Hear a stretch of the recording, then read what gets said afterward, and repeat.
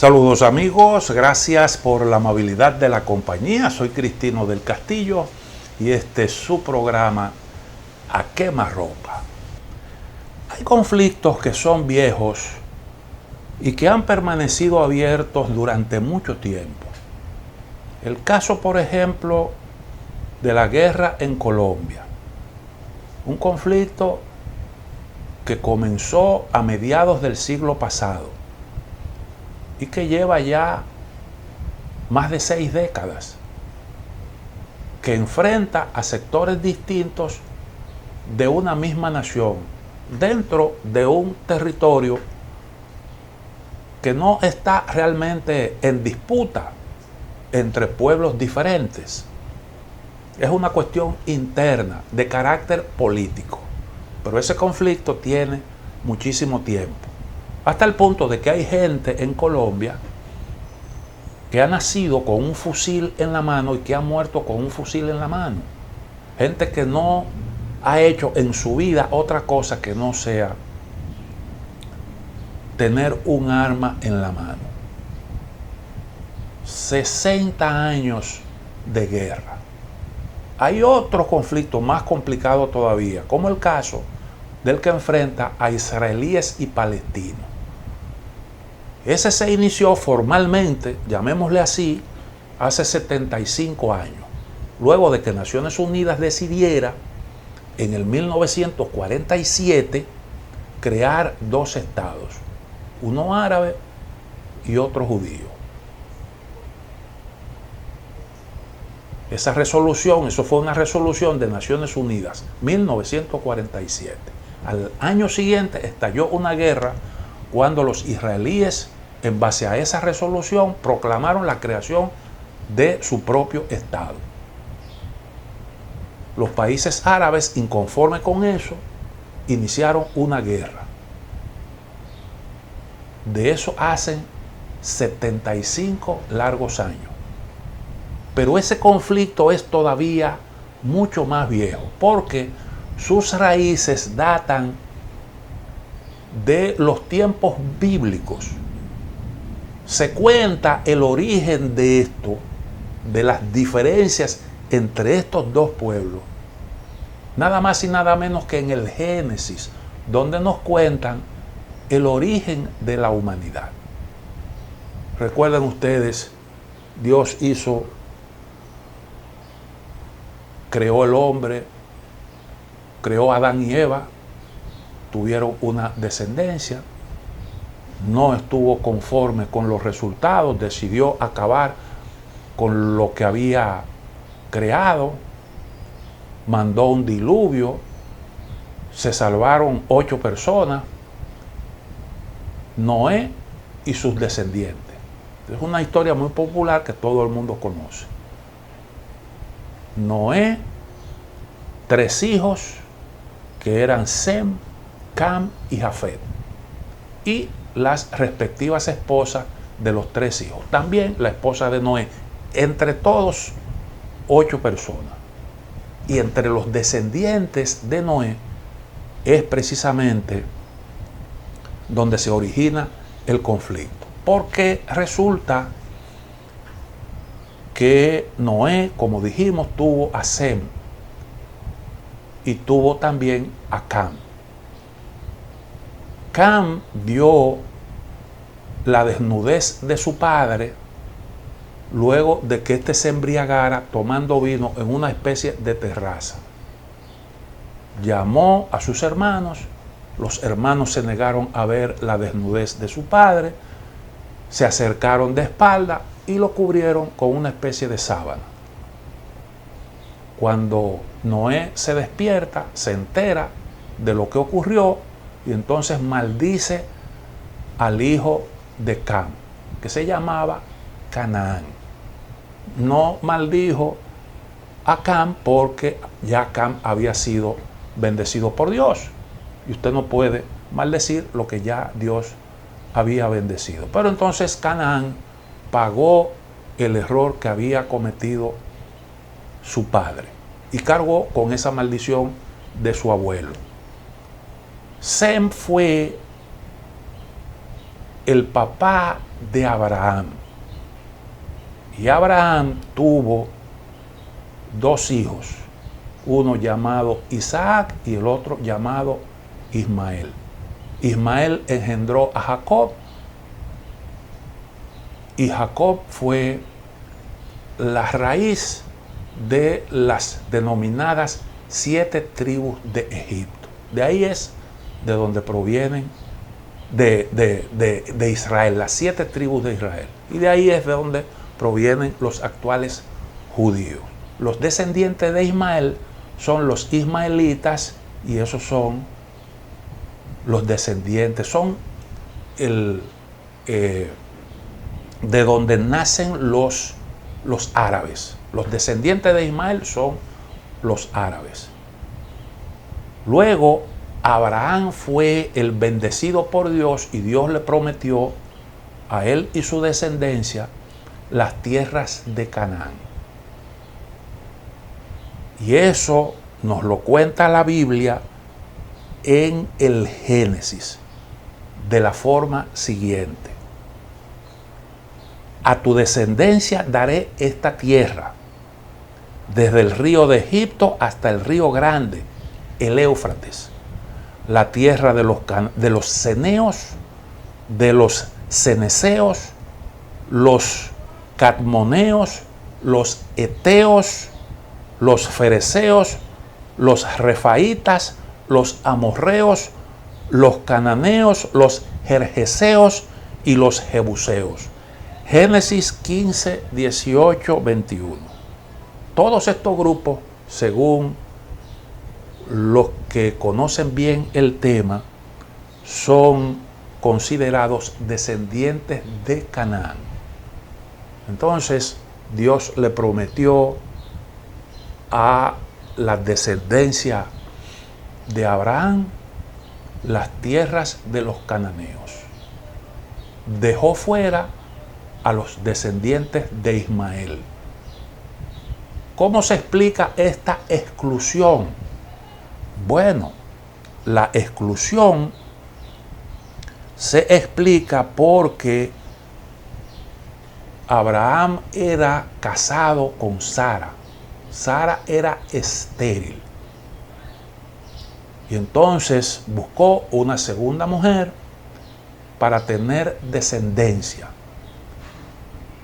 Y como consecuencia de esa unión es que nace Ismael. O sea que Ismael era el primogénito. Pero posteriormente Sara concibe y entonces nace Isaac, que era el hijo prometido por Dios. Entonces ahí se produce una división y de esa promesa quedan excluidos, de la promesa de Dios quedan excluidos los descendientes de Ismael. La tierra que Dios le prometió a los descendientes de Abraham abarcan todo eso que se menciona en la Biblia. Israel, lo que actualmente es Israel, y también lo que es Gaza y Cisjordania, los territorios que se le asignaron a los palestinos. Abarca Jordania, partes de Egipto, partes de Siria, partes de Arabia Saudita y partes de Irak. Esa es la promesa. Pero resulta que esa promesa es de la asignación de unos territorios que ya tenían dueños, porque pertenecían a los descendientes de Canaán, a los cananeos. O sea que si realmente vamos a buscar la pertenencia real, a quienes pertenecían esos territorios hoy en disputa, bueno, pues tendríamos que convenir en que originalmente no era de ninguno de los dos grupos. El asunto es que las diferencias permanecieron en el tiempo y se fueron profundizando, porque aunque tienen la misma raíz, los descendientes se fueron haciendo pueblos con distintas culturas y hasta con idiomas diferentes. A pesar de provenir, de ser descendientes de Abraham, tanto palestinos como israelíes, son también pueblos distintos, aunque hablan idiomas que se consideran idiomas semíticos. El término se refiere precisamente a los descendientes de Sem. De ahí es donde viene, del Sem, el hijo de Noé, es de donde viene el término antisemitismo, ese que escuchamos frecuentemente. Y se utiliza para describir ese sentimiento de odio hacia la comunidad judía. Ahora, las diferencias con el tiempo se fueron también profundizando por el hecho de que los descendientes de Ismael y de Isaac abrazaron creencias religiosas distintas. Los israelitas se hicieron judíos y los descendientes de Ismael abrazaron la religión del Islam. Y estas diferencias también han tenido su peso con el paso del tiempo. Y han sido factores que han profundizado esas diferencias, que en realidad son diferencias por territorio, agravadas después por un montón de factores, diferencias culturales, idiomáticas, etc. Más o menos así es como está el origen de esto. Yo digo que a veces cuando uno se va tan lejos, pierde un poco de tiempo porque no creo que esos orígenes pueda cambiar realmente la naturaleza y las posibles soluciones del conflicto, pero ayudan a entender un poco las diferencias, de qué es que estamos realmente hablando. Una pequeña pausa, en breve volvemos. A lo largo de la historia se han cometido muchos abusos contra los judíos. Ya dijimos que se acuñó incluso el término antisemitismo. Ese es un término no tan antiguo, eso es del siglo XIX. Creo que fue un periodista alemán el primero que lo utilizó. Pero la verdad es que desde hace mucho tiempo se han cometido abusos contra los judíos, ha habido matanzas, pogromos. Y uno de los primeros ejemplos de antisemitismo se puede encontrar en el Imperio Romano, después de la promulgación del edicto de Constantino en el año 313, que declaró al cristianismo como religión oficial del imperio. En ese edicto, los judíos fueron vistos como un pueblo deicida que mató a Jesucristo, que pues obviamente una acusación sumamente grave que ha tenido mucho peso y por lo cual los judíos han pagado un alto precio. En la Edad Media los judíos a menudo eran perseguidos y se les culpaba de varios males, incluyendo la peste negra. Durante ese tiempo también surgieron varias leyendas y mitos negativos sobre los judíos. El antisemitismo alcanzó su punto más álgido durante el Holocausto en la Segunda Guerra Mundial. Eso es un evento que todos conocemos. Se llevó a cabo un genocidio sistemático de 6 millones de judíos. Y después de la Segunda Guerra Mundial, la ONU decidió, como dijimos en el segmento anterior, la creación de 2 estados, uno árabe y otro judío, en el territorio que estuvo bajo mandato británico después de la caída del Imperio Otomano. Ambos pueblos árabes y judíos tenían vínculos con esos territorios. Yo creo que eso está fuera de duda.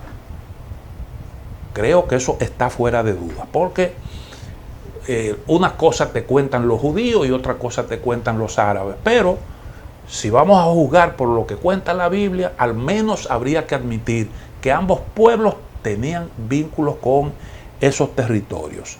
Se creó entonces una comisión para decidir los detalles de la creación de ese Estado en el marco de Naciones Unidas, integrada por representantes de Canadá, Australia, Checoslovaquia, Guatemala, Uruguay y Perú. La verdad es que la composición llama muchísimo la atención, porque ahí no participaron ninguna de las grandes potencias.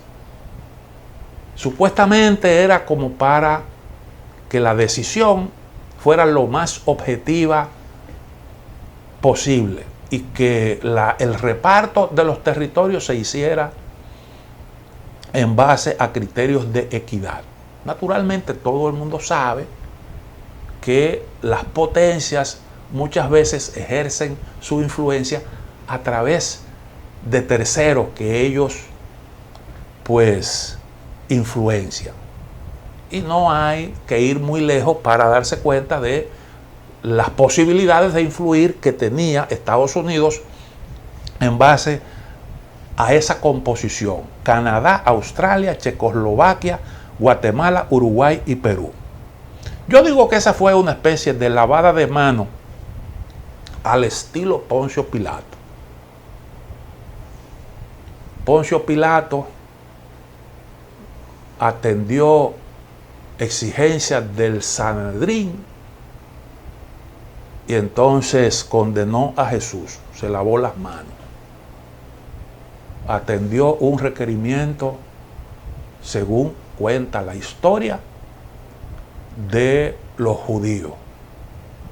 Y en este caso, las grandes potencias decidieron a favor de los judíos, pero no se involucraron directamente, sino que lo hicieron a través de terceros. Y cuando se presentó el informe, entonces todos votaron, las grandes potencias, todas votaron a favor de la creación de los dos estados en la forma en que ya conocemos y que está eso de alguna forma recogido en lo que se acordó entonces en la resolución 181 del año 1947. Los árabes se negaron a aceptar esa resolución. ¿Por qué se negaron los árabes? Bueno, porque en ese momento ellos eran la mayoría en esos territorios. En segundo lugar, porque siendo ellos la mayoría, se les asignaba apenas el 43% del territorio total que se repartió. La mayor parte le correspondió a Israel. No se consultó a los árabes, que en ese entonces, pues, reitero, tenían más presencia allí.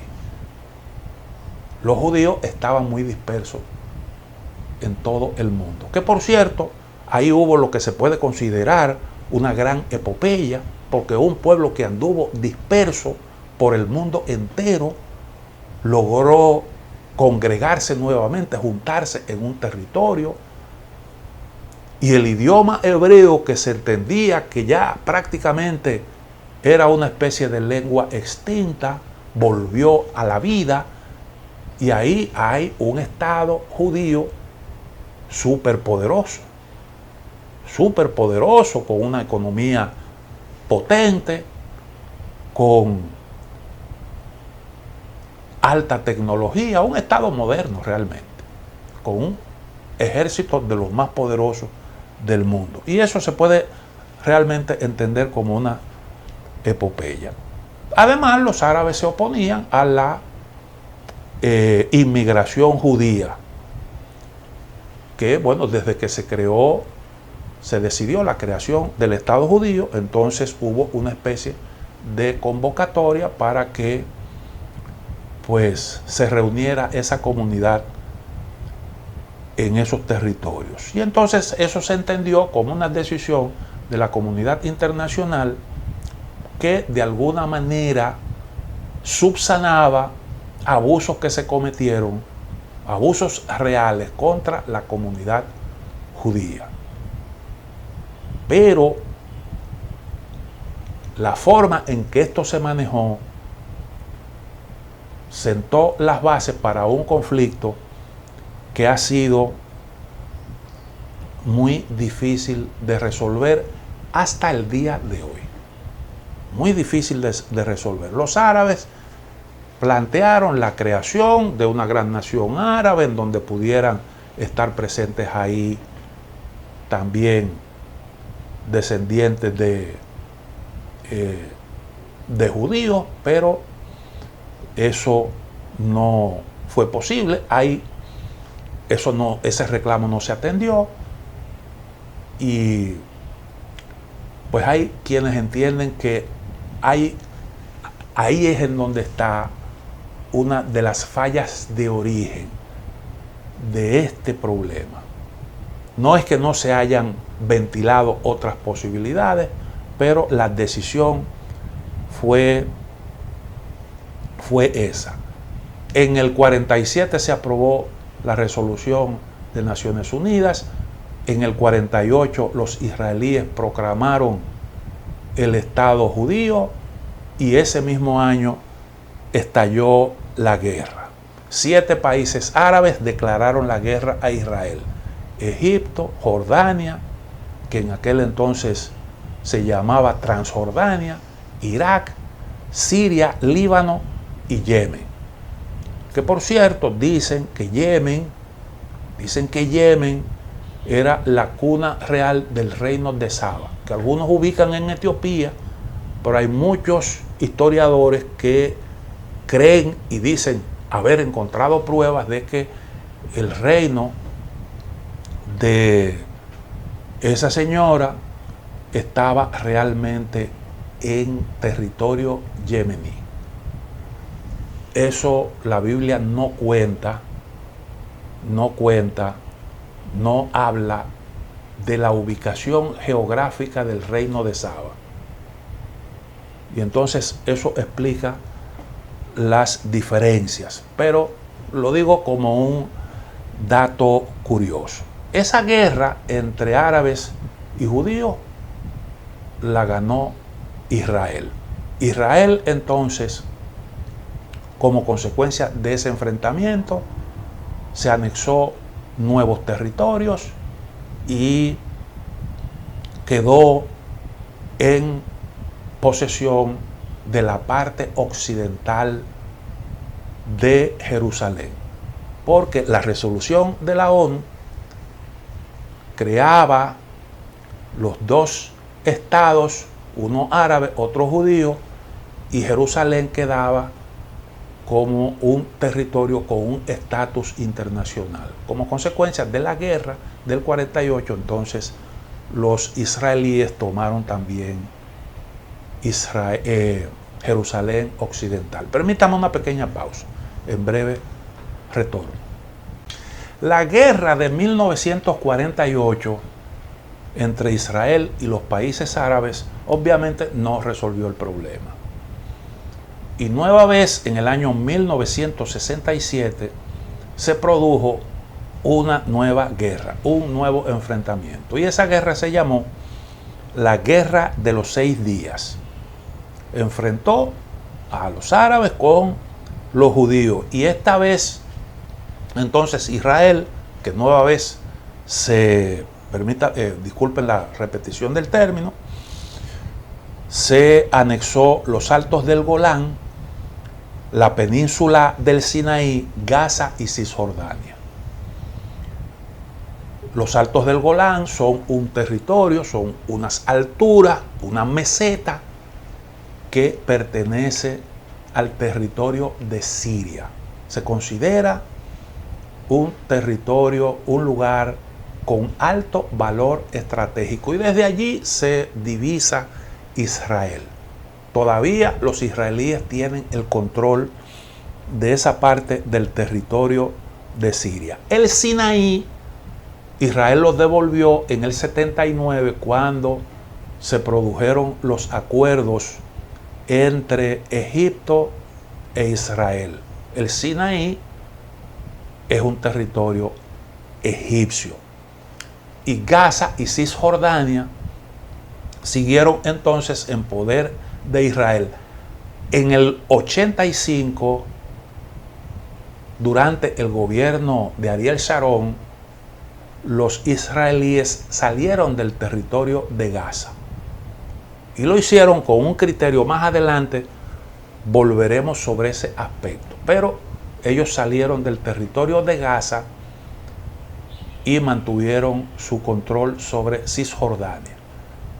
El estatus de Cisjordania se modificó un poco como resultado de los acuerdos de Oslo y los acuerdos de Madrid, que se firmaron entre palestinos, en esta oportunidad representados por Yasser Arafat, y los judíos representados por Isaac Rabin y Shimon Peres, que por cierto a los tres le concedieron el Premio Nobel de la Paz por aquellos acuerdos. Isaac Rabin fue asesinado por un extremista judío y Yasser Arafat murió en una circunstancia muy extraña. Todavía no se sabe muy bien qué fue lo que le pasó a Arafat, pero tuvo un tiempo en una situación, en un estado de coma. Dicen que lo envenenaron, falleció de una manera realmente extraña, y de eso se culpó a los servicios de inteligencia de Israel. En el año 1973 estalló una nueva guerra. Esa guerra se le denominó la guerra del Yom Kippur, porque se produjo un 6 de octubre del año 1973. 6 de octubre se celebraba una festividad especial en Israel, y los países árabes sorprendieron a Israel un día como ese, iniciando una guerra, un ataque militar. Egipto, Siria, Arabia Saudita, Argelia, Irak, Jordania, Kuwait, Libia, Marruecos, Sudán y Túnez participaron en ese enfrentamiento. Y los israelíes sus tropas estuvieron a 100 kilómetros del Cairo. Y eso sirvió entonces para que los egipcios solicitaran un alto el fuego. Entonces, los que iniciaron el ataque fueron Egipto y Siria. Las demás naciones se le fueron sumando. Desde entonces, los enfrentamientos entre israelíes y palestinos han sido recurrentes. Y ya conocemos la primera intifada, 1987, la segunda intifada de Al-Aqsa, que comenzó en septiembre del año 2000, una tercera intifada que fue instigada por el líder de Hamas, Ismael Haniyeh, el 8 de diciembre del año 2017. Y eso a propósito de la decisión del gobierno de Donald Trump de reconocer a Jerusalén como la capital de Israel, el Estado judío. El último ataque, que es el que sirvió de detonante para esa situación que estamos viendo hoy en día, esta operación que lleva a cabo Israel en el territorio de Gaza, ocurrió el día 7 de octubre, un día después de la festividad israelí. Otra vez casi se repite lo mismo Israel es sorprendido en medio de una celebración, o un día después, ya cuando estaban un tanto agotados por la celebración del día anterior. Los militantes de Hamás asesinaron a 1000 y pico de judíos. Por menos cosa de ahí, los israelíes han respondido de manera virulenta. Y en esta oportunidad, pues han asesinado una cantidad impresionante de palestinos, incluyendo muchos niños, incluyendo mujeres, ancianos, gente de la sociedad civil, gente no combatiente. Y eso ha merecido la condena en el mundo entero. Pero este es el último de un montón de episodios que durante todos estos años se han estado produciendo en el marco de esa pugna entre árabes y judíos. Yo digo que en cierta medida los judíos han cosechado lo que sembraron. ¿Por qué? Bueno, porque está bien documentada la participación de Israel y sus servicios de inteligencia en la creación y financiamiento de Hamás. Recuerden ustedes que Hamás ganó unas elecciones como consecuencia de ese triunfo. Prácticamente Hamás desalojó a los líderes de la OLP, cuya principal organización es el grupo de Yasser Arafat, denominado Al-Fatah, un grupo radical que desconoce, niega el derecho de Israel a la resistencia. Fue apoyado por los servicios de inteligencia, su creación, y además de eso, Israel lo financió.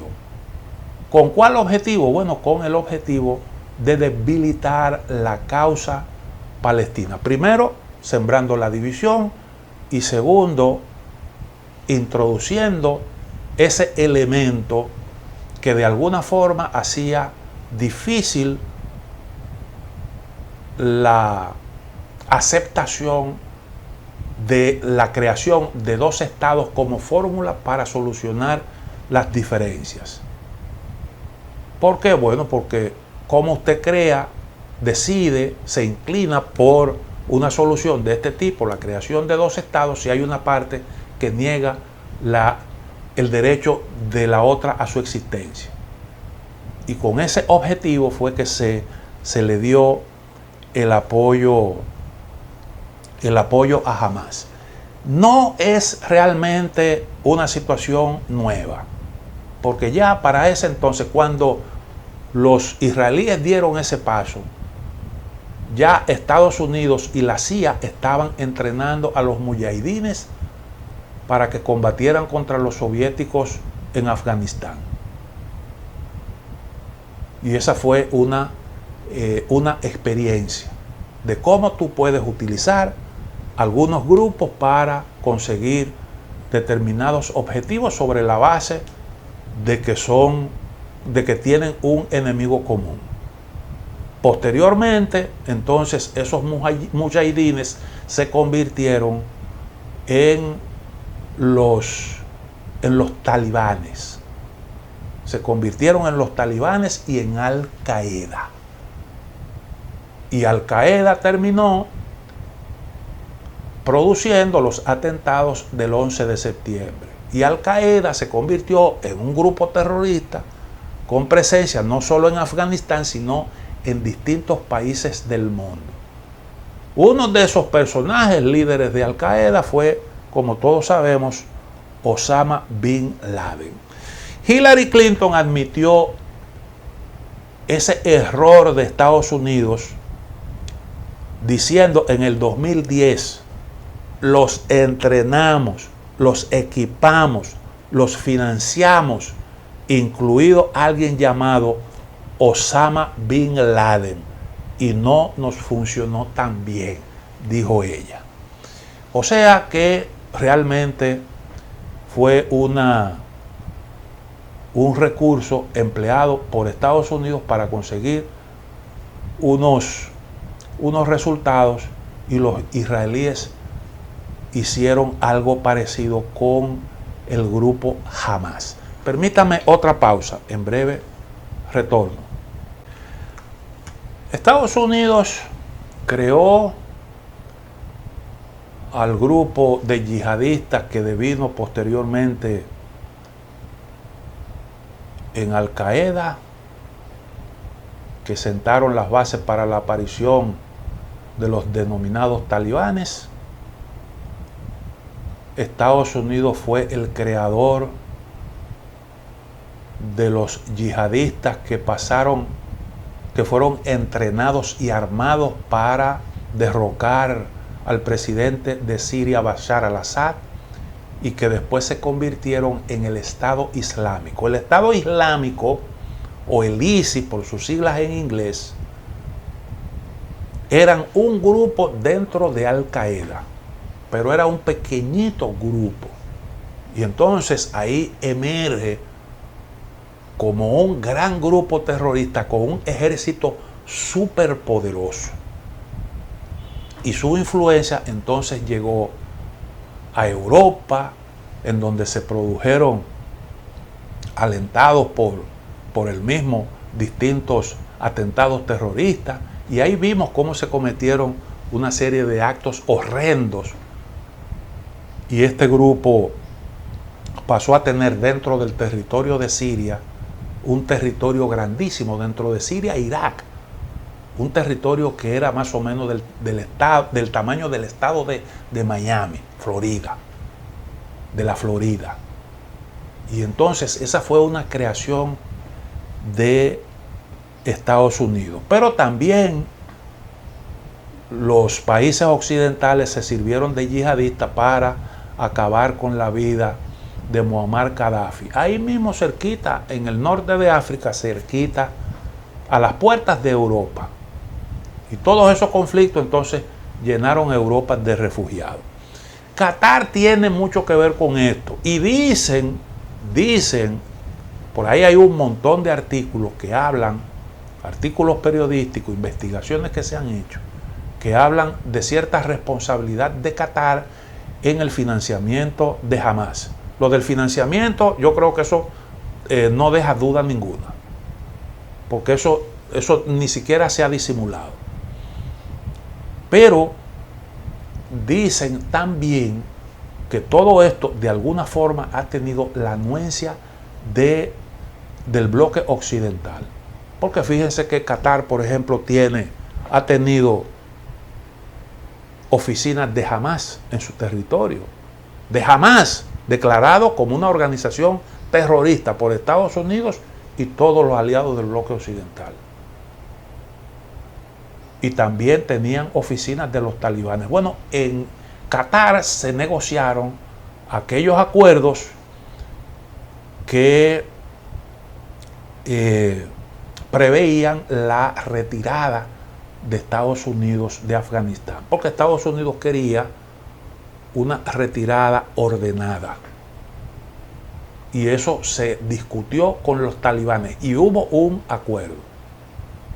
Solo que cuando Estados Unidos inició la retirada, ya los talibanes iban avanzando, ocupando territorio, y todavía no había terminado la salida cuando los talibanes estaban llegando a Kabul, y el ejército bien armado de Afganistán salió corriendo, y todo eso ocurrió. Bueno, pues curiosamente, después de los acontecimientos del 7 de octubre, Europa firmó con Qatar un acuerdo para el suministro de gas a largo plazo. Lo que quiere decir que ese vínculo de Qatar con Hamas no despertó la menor preocupación en el bloque occidental. Israel, como dije, creó Hamás o contribuyó a la creación, financió Hamás incluso para frustrar la solución basada en la creación de dos estados que había sido aceptada por Fatah, el grupo al que pertenece Mahmoud Abbas de la Autoridad Nacional Palestina. Mucha gente cree que lo que actualmente ocurre terminará en la forma en que siempre han terminado los enfrentamientos recurrentes entre Hamás e Israel, sin cambio en el status quo. Ahora, yo entiendo que probablemente hay aquí algunas diferencias. La reacción brutal de Israel en respuesta al ataque de Hamás, yo creo que han generado una dinámica que va a terminar afectando seriamente a Israel y ha planteado a un primer plano la situación de los palestinos y la necesidad de buscarle una solución, porque todo esto no puede definitivamente seguir en la misma situación de un pueblo que está cercado por otro pueblo dentro de su propio territorio y sometido a una situación indescriptible, hasta el punto de que a Gaza le llamaban la cárcel a cielo abierto, la cárcel a cielo abierto más grande del mundo. Además, hoy Oriente Medio no es el mismo. El contexto global también es diferente. Y de alguna forma, la reacción de Israel ha complicado la estrategia occidental para Oriente Medio. Occidente necesita tener mayor influencia en esa zona. Y ya se ha podido comprobar la importancia que tiene Oriente Medio en el marco de la competencia que hay entre China y Estados Unidos. Y también en el marco del enfrentamiento con Rusia, que tiene ese punto caliente ahí en Europa, en el territorio de Ucrania. Entonces, hoy Israel solo cuenta realmente en esa región con el respaldo de Estados Unidos. El gobierno de Benjamín Netanyahu está muy, pero muy desacreditado. Desacreditado incluso en el propio Israel. Porque recuerden que todo esto se ha producido cuando el pueblo, la población israelí repudiaba a Netanyahu por el intento de reformar la justicia y asumir el control de la Suprema Corte de Justicia. Y lo acusaron de intentar un golpe de Estado institucional. Ahora se están barajando algunas soluciones. Por ejemplo, Ehud Barak está hablando de la creación de una fuerza árabe multinacional que podría tener el control de Gaza después de la campaña militar de Israel. Él está planteando eso, que algunos países árabes asuman el control. Ya eso se vivió en el pasado, porque recuerden que Gaza estuvo en manos de Egipto. Jordania tenía el control de Cisjordania antes de la guerra de 1967 y también tenía el control de Jerusalén Occidental. Ahora, el propio Ehud Barak, que es el que está haciendo la propuesta, dice que es imposible discutir, volver a la solución de dos estados. Y entonces, si usted no acepta la decisión de dos estados, ¿cómo usted plantea que países árabes se hagan cargo de ese territorio? Si su competencia estaría muy limitada, porque actualmente Israel, aunque no tiene presencia militar no tenía presencia militar hasta que se produjo el ataque de Hamas, pero sí tenía el control de la frontera, tenía el control del espacio aéreo y prácticamente era un territorio cercado. Israel decidía qué entraba y qué salía, qué entraba y qué no entraba. Y en esas condiciones difícilmente alguna nación árabe acepte, porque eso equivaldría a hacerle el trabajo a Israel de mantener la seguridad sin que Israel discuta el estatus de ese territorio. Eso realmente no creo que ningún país lo acepte. Dice Ehud Barak, él confiesa que en una oportunidad habló con Hosni Mubarak cuando este era presidente de Egipto, y Hosni Mubarak le enseñó las manos y le dijo: estas manos, las manos de Egipto, jamás tocarán otra vez el suelo de Gaza. Y el fundamento era precisamente algo parecido a lo que yo les estoy contando, las dificultades que eso entrañaría. Bueno, imagínese usted el caso de Cisjordania, porque el problema no es solo Gaza. El problema no es solo Gaza. Se ha hablado de Hamas y como que Hamas es el culpable de todo, pero Hamas no tiene el control de Cisjordania. El control de Cisjordania lo tiene la autoridad palestina en cierta medida, de una manera limitada, porque acuerden que se crearon 3 sectores en Cisjordania. Israel maneja el 60% de Cisjordania conforme a sus criterios, y en los dos sectores